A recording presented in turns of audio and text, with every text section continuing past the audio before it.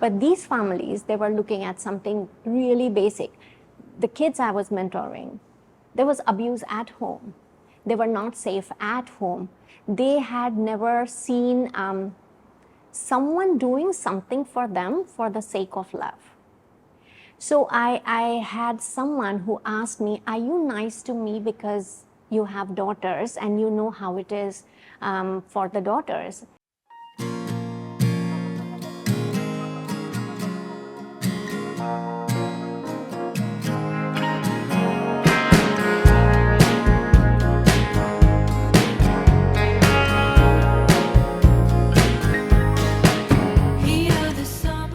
My name is Prionka Ray. I'm a psychotherapist, a well-being consultant, and I'm also a freelance writer.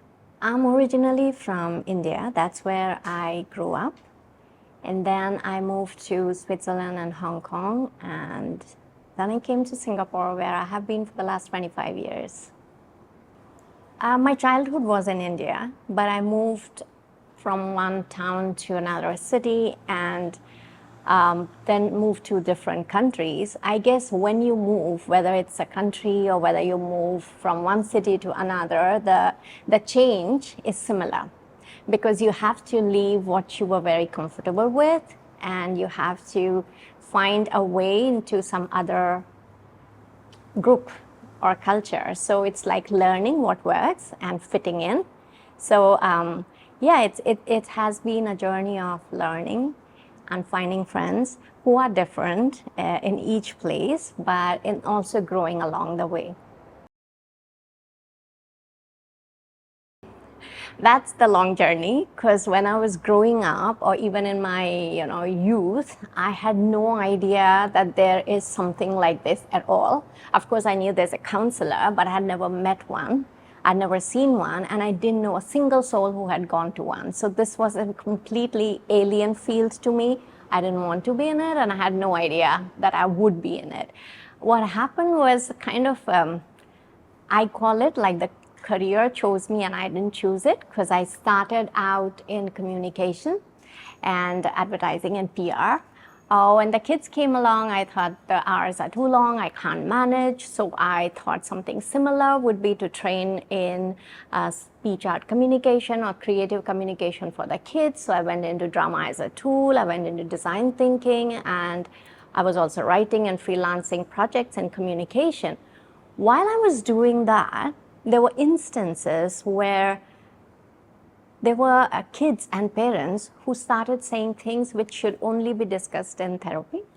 And I started realizing that drama and storytelling as tools have the power to make a distance between you and the thing that you are too traumatized or uncomfortable to share. And so I just wanted to bring this tool to those who might need it. I looked around for places to volunteer. One thing led to another thing led to another. I reached the Ministry of Social and Family Development, where I said, I just want to volunteer. And I thought it was a very simple, easy stuff that I go a few days and I just help out and I teach what I know and come out. But it didn't happen that way.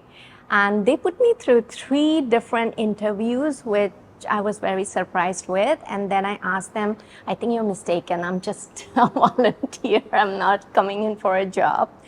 And they said, no, because we want to put you in a very sensitive area. We want you to go through these steps, which I did. Then they put me through a training, and they put me as a volunteer mentor for youth and family at risk. Again, I thought, okay, easy. I'll just go in, say hello, meet people, come back.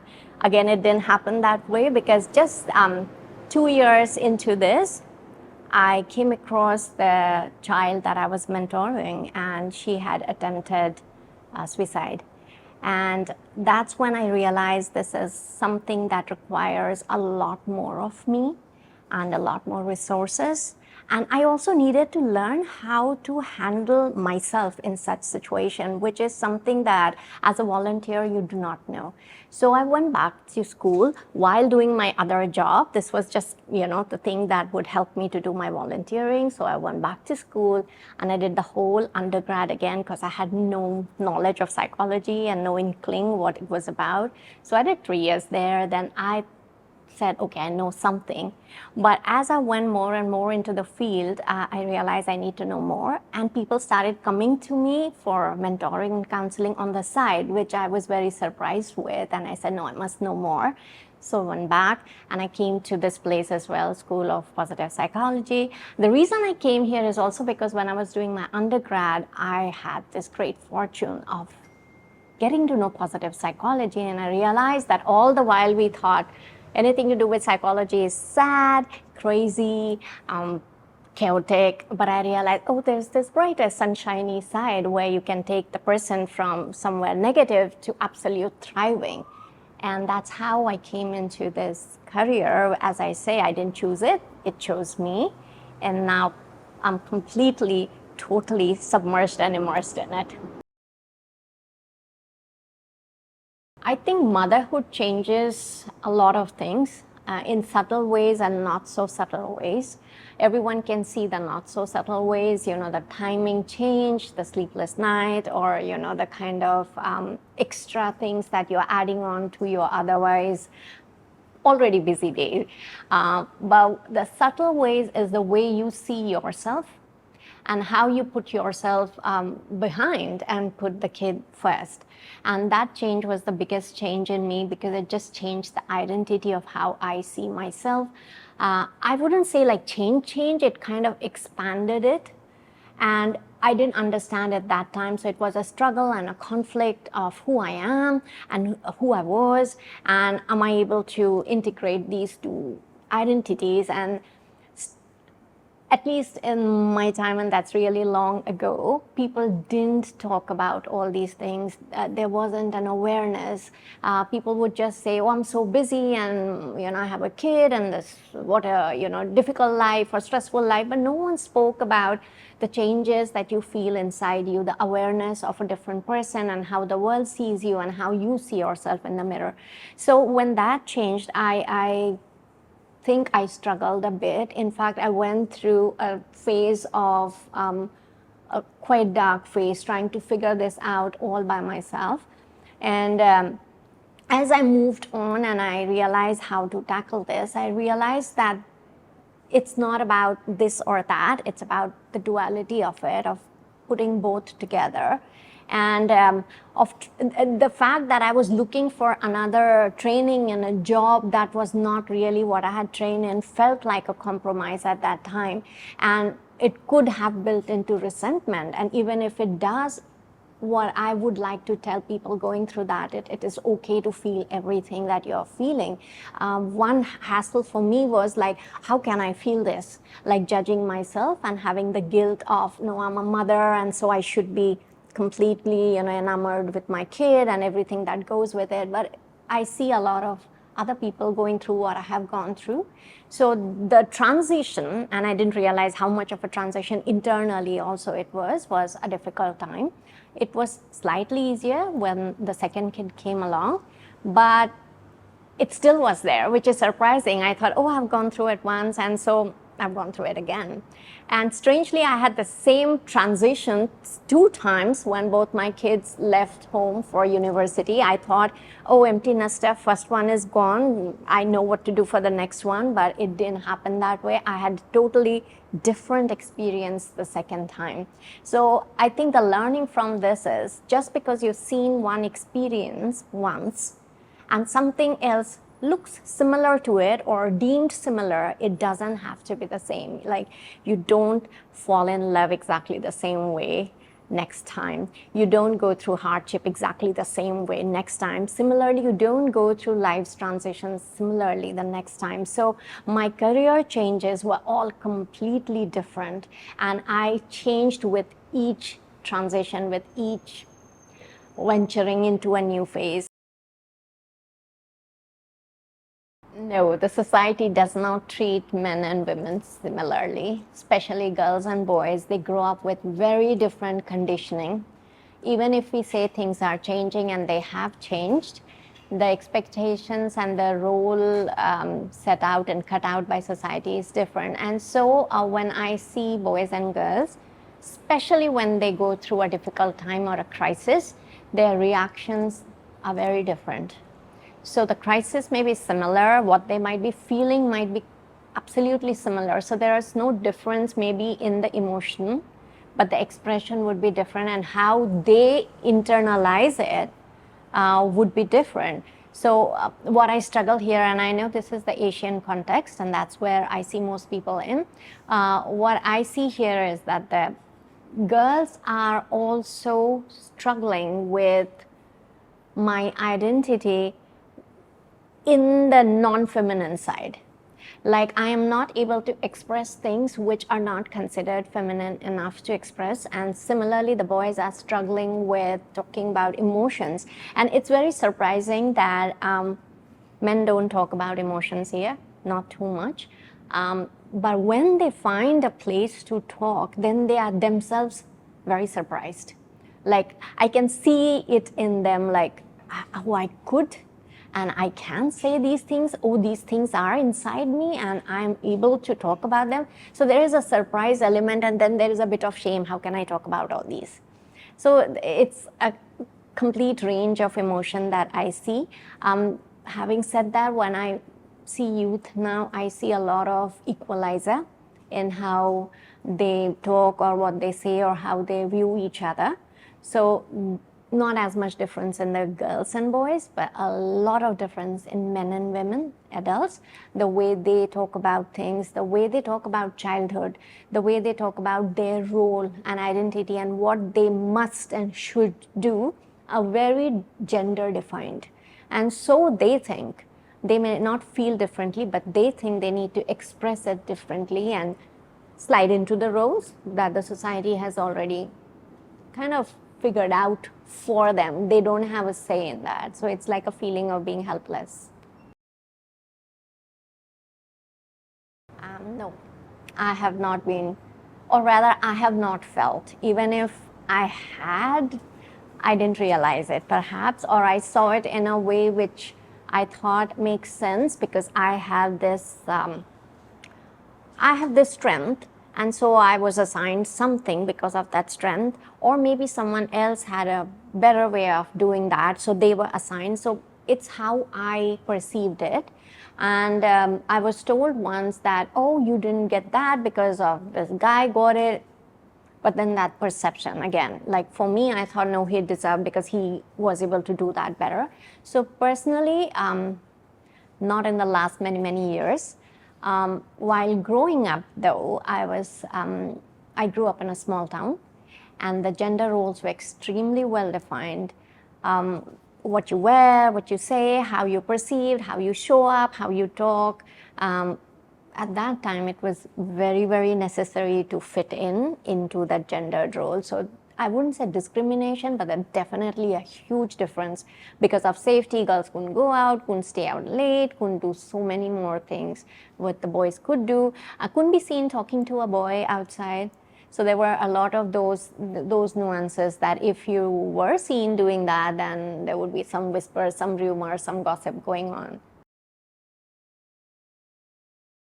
I think the biggest difference is that my daughters were born and raised here in Singapore, where safety and those kind of nuances disappeared. So I didn't have to go through what perhaps my mother had to go through or my father had to go through. So my daughters grew up to be just independent and strong, regardless of girl or boy or anything like that. But if you ask them, they would tell how difficult their life was because the men didn't get it or the boys didn't get it, or how hard it is that women have to go through so many things and the men don't understand. But that's their story. From my story as a mother, I did not have to struggle too much with, oh, these are daughters, so I had to do something differently. I didn't have to. So my day can start from anywhere to anywhere. There's a flexibility to it. I may have sessions starting at 9 a.m., but my work starts before that because there might be messages that need to go out, the scheduling that may need to go out. Sometimes I need to connect with someone because there's something going on. Then there are the sessions, right? And the sessions are pretty direct. Everyone knows that, oh, I'm counseling, so there's someone who comes in, but I have to get into the whole zone. I have to study everything that has gone on. I find out more about that situation. And so a session is sandwiched by preparation before and the note taking and other filing or anything else that needs a follow-up after. So it's like 2 parts and then a session in between. So that's how the day goes. And sometimes I also collaborate with someone, or I have to meet up with someone in similar field to help maybe the client, or maybe to find out more, or sometimes just to connect, because it's such a lonely field otherwise, so you need to get your energy up. So those are the kind of things. Sometimes I attend any class or workshop or research. So those are the other things that going on. I also do a lot of parenting session, or sometimes I work with other organizations for maybe a talk, maybe a workshop. I find my specialization in adolescents. And when I say adolescent, I'm talking like from 12 to then young adults, 20s. This happened somehow. Again, I think because I was given youth mentoring, right, when I started, I found I really enjoyed that age group, and I learned so much from them. It's like staying young always, just because they give in so much of energy. And because I'm talking to the adolescents, I of course extend it to include parents, because I cannot only talk to one person, it is the family.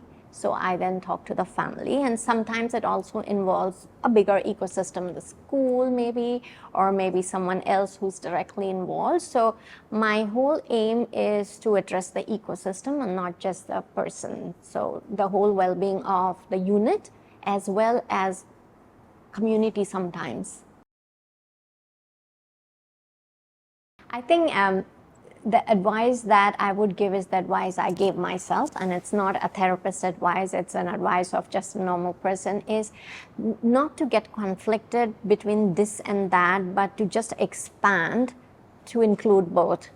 It is quite okay and possible to be this person as well as this person, to like this as well as like this. Sometimes it's also two very opposite kind of personality or emotion, and it's okay, because transitions are hard and it will take some time before you get comfortable or you find yourself. What makes it harder is the conflict that who am I, what am I doing, why am I feeling this? You judge, you have guilt. That makes transitions harder. So to be a little more compassionate and allow duality, so that you are okay to feel both things till you find your space of what works. Because our mind gets used to a certain pattern. You don't change it like that. You need to give it time, and there will be times you will go there and you'll come back, and you'll go there and you'll come back. The neural pathways will take time to build, so to allow that journey. And the second thing is, we do not change like this. It's any healing, any change goes like this, to be aware and be okay with it. So that's the advice I would have given my younger self also, to be compassionate and be kind and not expect, oh, I have moved here, so immediately I should just go in and flourish there. It doesn't happen, it takes time. Okay, now here I'm going to really say things which may not be expected, but by the time my kids were say 12 or 13, I realized they know more than me. And I think it's something I would like to tell the parents, that most kids are learning at a very fast pace now. They have access to so much which we may not understand. So to acknowledge that in very many areas, maybe not all, they know more than you. So the advice that I know best coming from that kind of a platform is not going to be effective, and it backfires. And I have said things to my daughters which backfired as well, because I'm like, I know, but that wasn't helpful. However, what was helpful was just learning along with them, asking them I don't understand this. Can you explain what are you going through, or what are your struggles? And then saying sorry, listen, I'm not getting it and I'm messing up, kind of thing, just to be open about it and not to have that ego that I'm a parent, I know more. No, I don't, because what they went through I have never gone through. And so my younger daughter went to university during COVID days. It was a complete different challenge. I had no clue. I have never studied in that kind of situation at that age. So it was more of, I am with you, and tell me what you are going through so that I can understand it better and support if required. So my advice was not there, actually. It was just the realization that they know more and I just have to support in the way I could. I think in the community, it is very difficult for one individual to change anything. And whatever work you do, and whether that's contributing directly to the society or not, it does impact everyone else. So I find that more and more people are moving into a very isolated space of me and what I can do, or my thing, or something like that.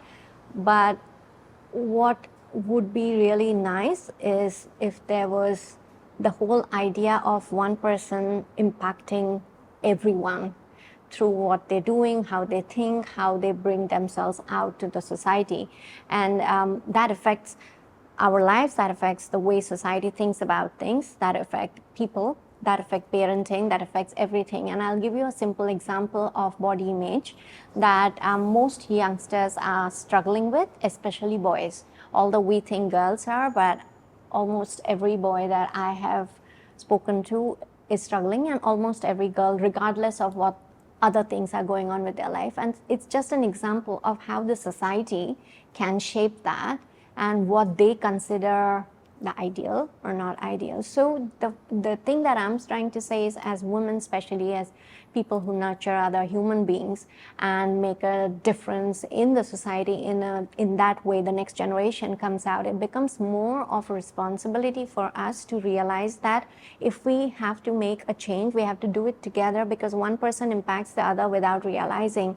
So to collaborate more and to be accepting of each other's idea, to interact more and not stay in that little island of me, myself, or my social media account. It's something which is more collaborative, more open, more of a common goal rather than an individual's route to success, because that individual's route to success is going to be, one, lonely, and second, it might impact the world in a negative way. But if it's like a combined success, a collective goal of feeling better, then it's something that will be benefiting all. So well-being especially cannot be in just one little space. It is especially for the women to take up this challenge of expanding their role to look at collective well-being. That's going to make everyone else happier.